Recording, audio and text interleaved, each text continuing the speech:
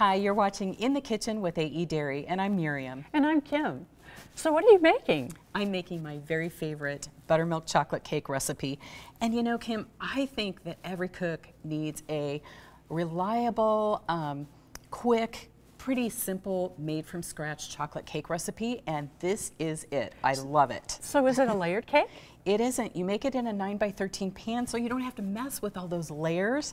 So you don't have to put all those together. A 9x13 pan, and the AE buttermilk makes this cake moist and gives it a tender crumb. So the 9x13 is great for baking and taking somewhere.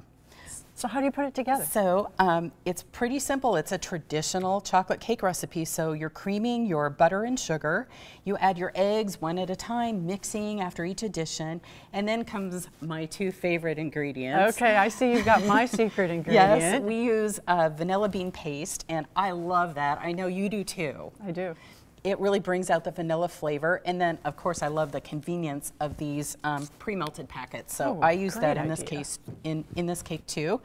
And in the next bowl, we just combine all of the dry ingredients: your flour, your baking soda, and your salt. Combine all that, and then voila, you are doing the hardest part of the recipe, which really isn't even hard, and that's combining these two bowls with your buttermilk.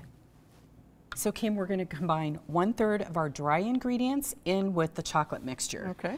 And you just want to mix, mix, mix really well, and then half of the buttermilk mixture goes in here. Yeah. So then you just repeat that, and all of your ingredients are used. You bake the cake at 350. For more recipes like this, go to aedairy.com/recipes.